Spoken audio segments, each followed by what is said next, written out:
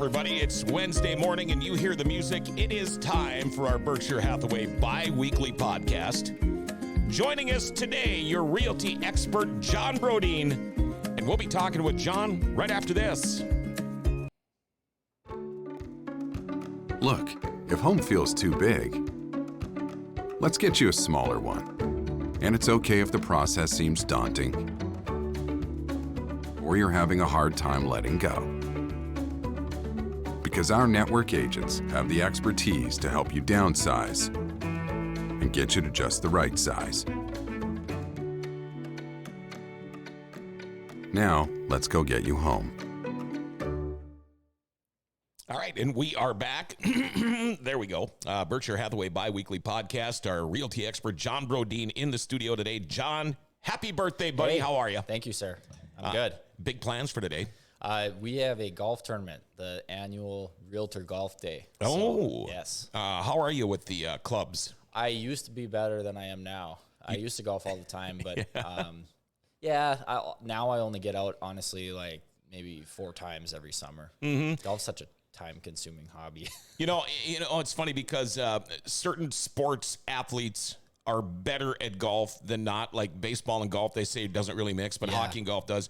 Now with you, with your passion, beating people up and getting beat up and being in the gym all the time, does that affect your golf game, or maybe you don't do it enough to even know? Probably hurts my golf game because it makes my muscles be tighter and not as fluid, and lifting weights is not. I don't think lifting weights is very good for golf either. No, probably not. So I think the more like loose and flexible and everything that you can be, the better you're going to be at golf. So are you one of those guys that gets all dolled up for these tournaments? Because I know they're fun, not only the golf, but just the camaraderie and having a good time. That's more what it's about. Yeah, we have an awesome time. Dolled up? No. You don't do the knickers or anything? No. Just wear something normal. It'd be fun if we dressed up all crazy though, or some like Hawaiian shirts and wigs or something like that. But no, it's just pretty normal. But it's nice to see, we work with these other realtors in town all the time. And it's normally, business environment, sometimes kind of a competitive, snippy environment. It's nice to hang out with these people. And, there's a lot of them I really like. So it's fun to kick back with them a little bit. Everybody's so busy, and it's a day where everybody just kind of relaxes and hangs out. So. Well, then when the golf tournament's done, it's your birthday. Do you have plans tonight with the bride or anything? Yeah, so what we normally do, we'll probably go to the K or something, or some other bar restaurant afterwards, and she'll join us, and she'll come pick us up from the golf course. Yeah, usually at these golf tournaments, it's good to have that DD, isn't it? Yeah, especially this one. I suppose we should probably talk about realty stuff. Yeah. Since this is the Berkshire Hathaway bi-weekly podcast. Yeah. All right, I there's processes for everything, whether you're looking for a house or you're looking to sell, but what about the process before you list your house for sale? Yeah, so the process before you list your house for sale, part of the reason why I love processes and staying really organized, it's really the only way you can deliver a high level of service and not have stressed out clients, especially when you're busy.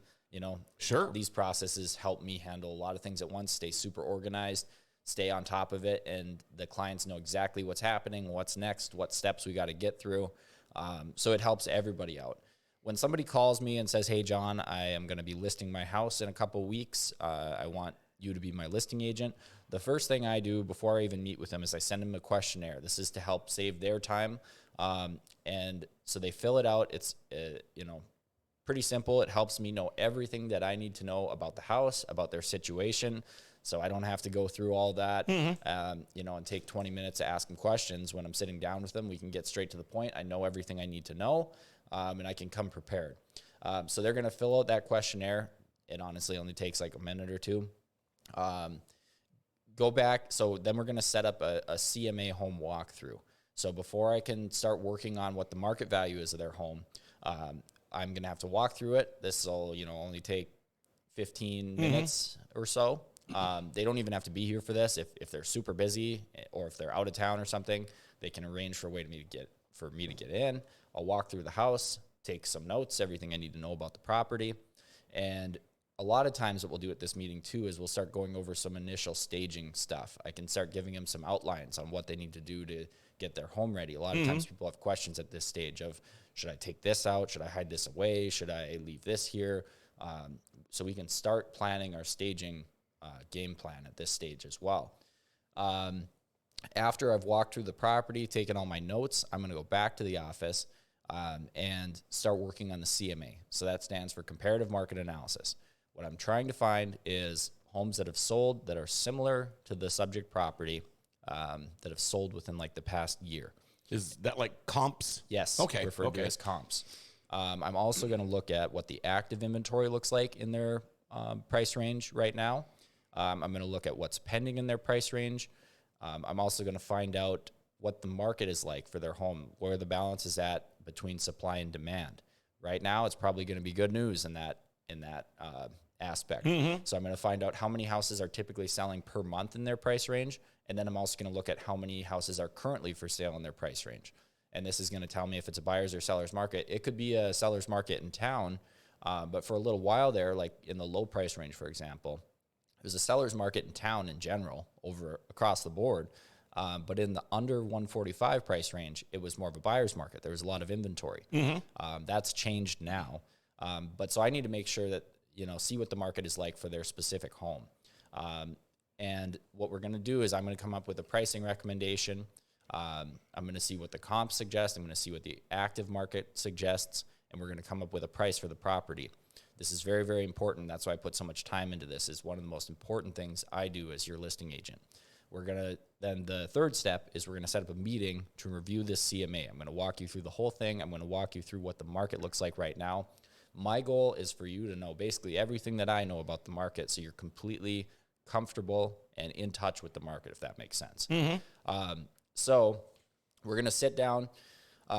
This is a chance for them to interview me. Sometimes people are interviewing multiple agents. Sure. So this is their chance for them to ask me all the questions they have. And it's also going to be when I'm able to show them what makes me different from my competition, why they should use me over my competition, and just a chance for them to get to know me, during these interviews, when they're interviewing you, have there been any tough ones? Like almost like you're going for a job interview, and did they come up with some pretty weird questions just to kind of see what makes you tick? Yeah, not necessarily those weird questions like, if you were a tree, what kind of tree you'd be, like job interview questions, but certainly tough.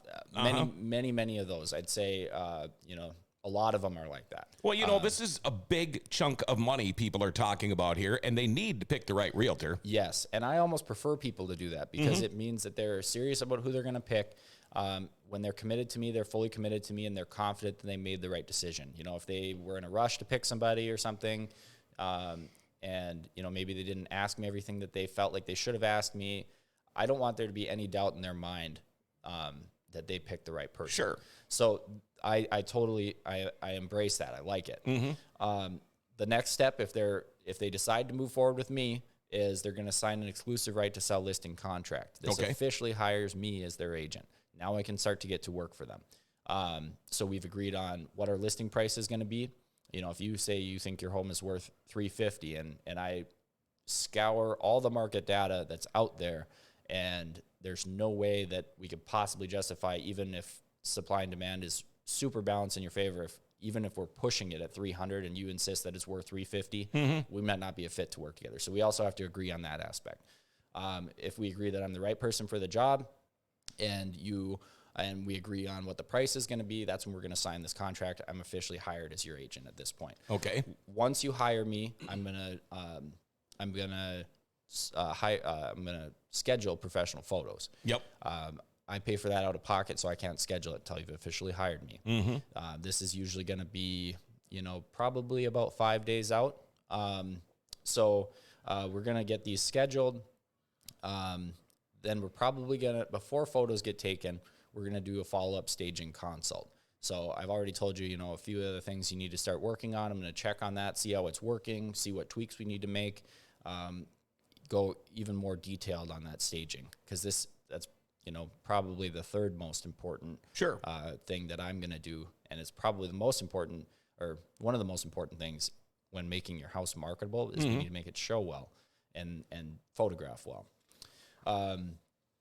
If some people will opt to do a pre-listing inspection, so that's something we can discuss, especially if maybe you have a time constraint where you can't list it until a certain time.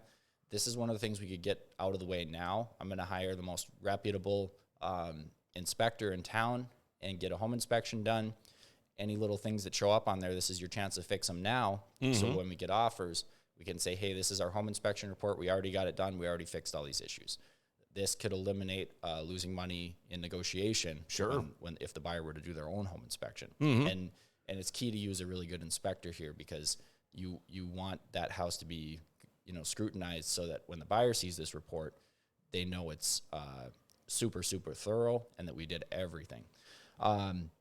So now we're approaching the photo shoot.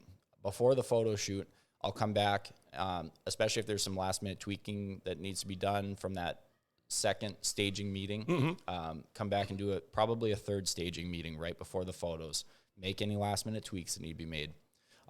Make sure that home is going to look spectacular in the photos.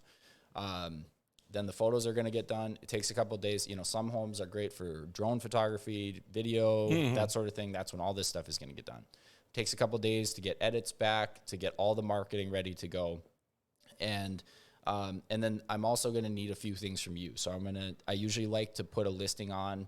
We need the seller's property disclosure. That's like a 12-page long document where you tell me everything that's wrong with the property. I like to get a 12-month average of your utility billing history, because buyers will ask for this at some point if they're serious anyway. So I like to attach it to the listing so the agents have all the information right away. If you made major updates to the property, I want a list of all those updates and when you did them. Another thing, this is something agents are going to ask about. So my philosophy is put it on the listing from the get-go so agents can see all this information. This is going to help because it makes your house worth more money. And it answers a lot of questions for potential buyers. Also helps the agents look good when they show the property. I want to make the other agents look good, and I want them to know everything, so they look good in front of their clients. Right. And having all this information available to them is going to make them look good. And then I'm going to need a spare key for the lockbox. So I'll get all this stuff. Now I'm waiting for edits back on photos. Once I get that, I'm getting all the marketing ready to go for our big launch. And that's when it's going to be ready to hit the market. So if you do it in this order, it's probably the quickest you can get it done is probably 5 to 7 days. And that's if we rush everything. If we can get it done a little bit quicker if you sign a listing contract with me immediately, and that way I can get the photos scheduled earlier in the process instead of after doing the CMA. And that'll save us, 2 to 3 days. So if somebody's really urgent to get it on the market, that's the route that we'll take. Yep. So you're talking, this can be done in a week, but man, that is really rushing it. I mean, just the stuff you talked about right there. And again, I go back to this a lot, but they should be getting a hold of you well before this time. Yes. The most well-prepared sellers who usually end up with the best outcomes, I should add, contact me months in advance. And that way we can be having, if it's a week out, we're not going to be having conversations about replacing carpet and replacing paint and making little changes like that. But if we're months out, we've got time to do that sort of thing, which could result in a big profit for them on the money that they spend on these things that I suggest. So I do suggest that. And I'm never going to put a property on the market if it's not complete when we hit the MLS. I want the listing to have everything when it hits the MLS. Some agents, like a seller might say, I need to put this thing on the market now. I need to put it on the market now. Well, it's not going to help you at all if you miss a bunch of key details that causes the house to be on the market longer than necessary. I want to have this thing completely ready, and it's going to help you sell it for so much more money and help you sell it for quicker if we make sure the listing is complete when it hits the market. A complete listing means the house is staged, showing ready, looks fantastic in the photos. Can't skip that step. You have to have an accurate original listing price. That's my job. You have to, the recommended repairs need to be made. So if your house is almost move-in ready and there's just a couple little things, like you broken light fixture here, what's another common thing? Just maybe no GFIs in the kitchen, something like that. We can get that stuff done quickly before we put the house on the market. Those are quick fixes, and they're not expensive fixes. Not expensive. So I want those things done before we hit the market. It's gonna pay off. Professional photos and edits are complete. You'd be amazed. There are agents who put the home on the market without any photos just because they're in a rush to put it on the market. The reason this is so costly to your seller is the way our MLS system works is there's a hot sheet, a 24-hour hot sheet. When a new listing hits the market, it's on that hot sheet for 24 hours.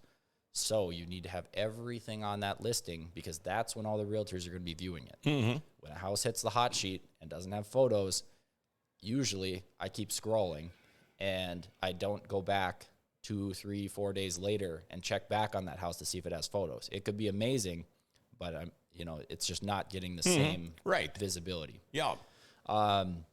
So marketing materials are complete. We want to be ready with our pre-market advertising and then our big blast that goes out when it does hit the market.